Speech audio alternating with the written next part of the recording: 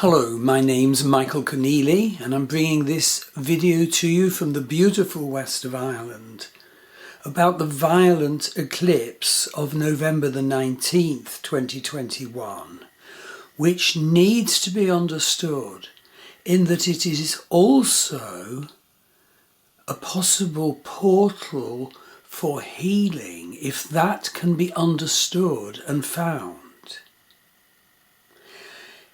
It is violent energy, I'll be explaining why, and also the length of time duration of this eclipse is quite record. But my point is that actually in this violent eclipse there's also a glimmering for healing and for reset of our identity, of our life within it. If we can see that, if we can jump on it and manifest it. So this eclipse is very violent energy, as accurately defined by the most ancient star law. But the point is, violent energy can also be a portal for us to find our needed healing. If we rise above just experiencing the vital energies and reacting to them mindlessly and violently. But if we see them also as a portal to healing and to higher spiritual awareness and higher spiritual behaviour and manifestation, and if we then seize the opportunity, we can go through the portal. I think it needs to be added that with the energy of this eclipse, we won't get away with things at the time of this eclipse. So this is really quite a deep learning video and blog post.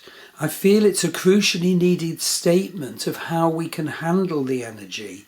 So please do make the effort to consider it carefully and how it may apply to you and how it may help you. I made this statement as to the violent nature of this eclipse, firstly and essentially because it is conjunct the terrible energy of the star Algol, truly the most violent of the anciently known stars. But furthermore, I also make this statement because this eclipse contains a violent T-square of Uranus opposition Mars, where both Mars and Uranus are also square to Saturn.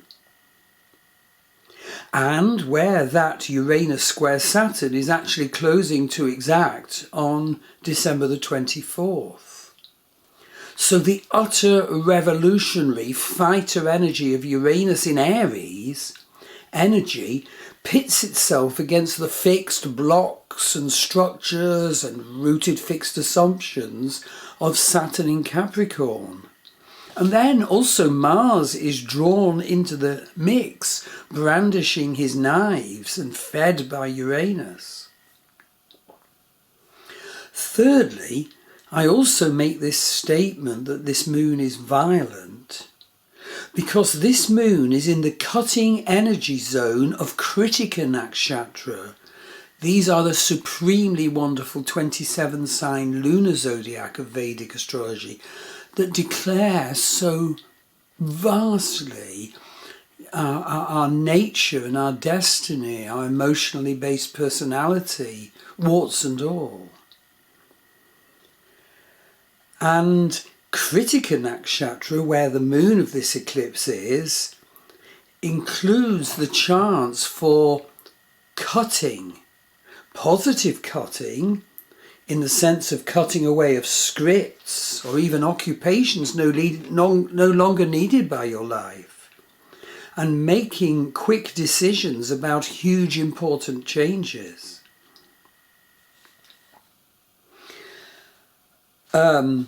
The sun of this eclipse is actually opposite in Anuradha Nakshatra, which has a meditative and occult vastness. Fourthly, I also make the statement that this eclipse is violent because Pluto casts a close trine aspect to the moon of this eclipse. Now, Pluto is the vast energy of our unconscious, of our shadow, of our darkness, and our hidden psychic material. Pluto is vast issues of power, power over, and also buried and denied power in ourselves that actually calls out to be expressed. And fifthly, I make the statement that this eclipse is violent because this moon is conjunct Rahu, the North Node, and this creates fear and disturbance of mind. Sixthly, I say these are violent eclipse energies because always eclipses are the undamming of dammed up energies. So at the earthly, mundane level, they're associated with earthquakes and tsunamis. In other words, the undamming of tension held in layers of the earth's crust. Just as they smash and tear at tension in the earth crust, producing earthquake and tsunami, so also they tear at tensions held in our psyches, tensions held in our souls. Seventhly, Jupiter is actually T-square, the Sun-Moon axis. So Jupiter is therefore, of course, T-square, the nodal axis of this eclipse. So our spiritual insight and our connection to faith and guru issues is key, particularly at the time of such a difficult, violent eclipse. But hear this, unfortunately, Jupiter is in very low dignity. It's rated at -3 in the chart sign dignities, where the lowest possible is -4. And Jupiter is also Rashi Sandhi, or edge of sign, having just moved into Aquarius. And that too is a weak position. So at the time of all this violence, Jupiter's blessings of spiritual enlargement and guru awareness and sense of purpose are all weakened in their availability to us. And in fact, across the 16 Shodasha Vargas, the wonderful divisional charts of Vedic astrology, Jupiter's dignity is the lowest score of all the planets. So each of us will have to hear this and make a special effort to increase our faith and our hope and our openness to blessing, which is so needed as the violent eclipse sort of scores away at us, bringing up violence within ourselves. Eighthly, note that this eclipse is the longest partial lunar eclipse since the 15th century. This means its effect will be intense and highly charged. The overall duration of this eclipse is a record 6 hours 1 minute, the strongest phase being 3 hours 28 minutes. This is record stuff. This is important. What disaster this betokens for some. What tense energy this betokens. But also, what opportunity for increased spirituality and healing breakthrough and reset for those of us who can drop their barriers, who can let go of their pride and their fixity, who can embrace a more healed lifestyle, a more healed and empowered sense of who they are, who can embrace more healed and healing life structures and life pathways. What opportunity glimmers there in the darkness of this violent eclipse for contacting and manifesting your buried true power, and for releasing and letting go outworn, damaging, power over me agendas, and for letting go of your held trauma, probably dating back to childhood, some of it. So the key question is, do you have the honesty and the spiritual insight and the faith to go through the portal that actually is there in this terrible energy eclipse? I use the word glimmers when I said above that opportunity glimmers in this eclipse because it's not obvious. Because the hidden breakthrough potential of this particular super violent eclipse, well, it seems to me it's like the crystal labradorite. When you hold labradorite, it just seems a dull crystal, but if you tilt it backwards and forwards, suddenly the crystal lights up with luminescence. It catches the light and lights up, glimmering evanescent beauty. That's the nature of this terrible eclipse. So the planet positions are as follows. In the sidereal zodiac of Vedic astrology, Moon is at 3 Taurus, Sun is at 3 Scorpio. Moon is in the cutting Kritika nakshatra ruled by the Sun. Sun is in deep and occult Anuradha nakshatra ruled by Saturn. And in the Western tropical zodiac, this is Moon at 27 Taurus, Sun at 27 Virgo. So this full moon is the 19th of November 2021. It's at 0:57 hours in Los Angeles, 3:57 in the morning at New York, and 8:57 in the UK and Ireland. Okay, as the next necessary step, let's look at the nature of the fixed star Algol. As validly stated in the ancient star law wisdom of the Phoenicians, the Mesopotamians and the Persians and other ancient peoples for at least 7,000 years, Algol is the most destructive star in the heavens.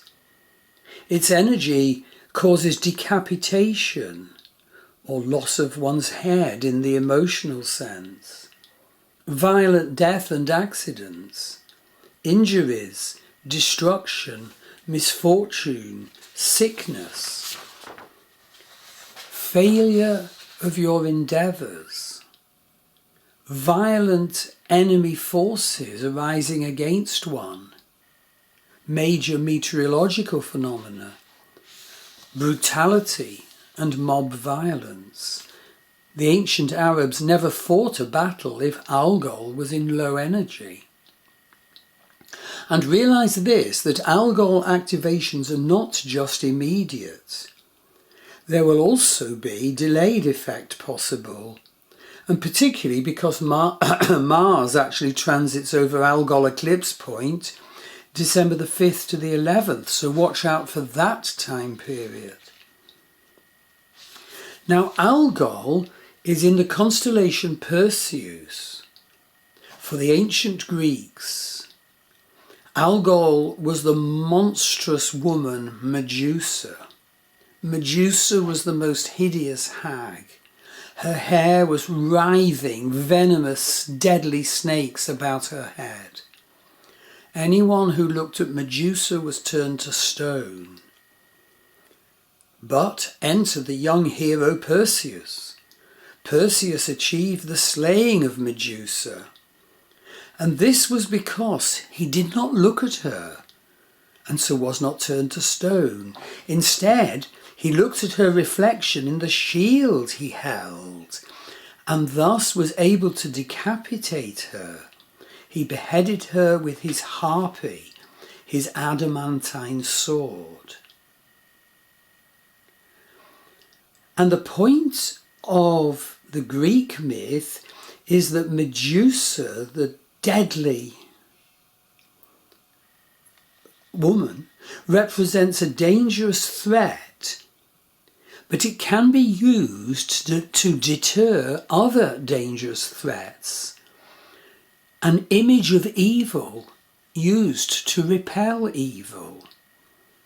So what happened was, in the Greek myth, Medusa's two immortal sisters pursued Perseus with fury, but the young hero escaped with his prize, using Hermes' winged boots and Hades' helmet of invisibility. But not even death could quell Medusa's power. Perseus had to keep her decapitated head in a special sack strong enough to contain it, his kipsis. And on his travels, he used the abominable head to turn his enemies to stone. He rescued the princess Andromeda from a sea monster using the head of Medusa, but ultimately gave it to the goddess Athena for her aegis. The monstrous evil head was put on the front of Athena's shield, and there it enforced Athena's power of victory through death and destruction of the enemy. Is this Greek tale on the nature of Algol helping guidance for those strongly affected by this eclipse of November the 19th? In other words, what you have to do is turn the monstrous viciousness of the energies of this eclipse into a gateway for better spiritual living. Use the monstrous energies to repel worse energies that will come at you and continue coming at you unless you find the portal, go through the portal and become healed. This is the key. And I also want to mention the dark goddess dimension of Algol. This is a very big perception from the Vedic tradition. This eclipse and this nature of the star Algol does or can actually equate to Vedic dark goddess energy. We're into the potential offered by Kali or Niriti here. The potential for finding healing and rebirth through death-like experiences, of letting structures and habits and ways of thinking and unfortunate behaviours die because they have become wrong for us, and perhaps they were never right for us, by going through the portal of that destruction to the higher spiritual awareness and to the greater expression of our true and destined power in this incarnation, in this life. And my next point is about managing the energy of this eclipse. We must be careful on the day before this eclipse, the day of this eclipse, and the day after this eclipse. Don't get too pressured. Create calm space. Maybe embrace the hearth and outdoors. Build on the calm center energy you create. Okay, the next question. Who will be the most affected by this dangerous eclipse? Who will be the most affected? Well, I'm going to mention certain signs in your Vedic birth chart, and do look up the life area these signs will mean for you, because each sign is, of course, a house in your Vedic birth chart. And I've got a wonderful page in my Star Wheel Astrology website that gives you the meaning of each house. Now, obviously, those of us with planets in Vedic Taurus or Scorpio, where the moon and sun is, will be massively affected by this eclipse. So the eclipse luminaries are at 3 degrees, Taurus and Scorpio. But obviously, those with planets in Vedic Taurus and Scorpio, where the nodes of the moon are of this eclipse, Rahu, North Node, Ketu, South Node, will also massively be affected. And the nodes of the moon of this eclipse are at 7 Taurus and 7 Scorpio. Have you got a planet there or near there?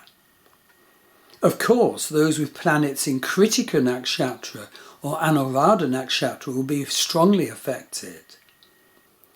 Note that the Vedic signs of Aries and Libra are vastly affected.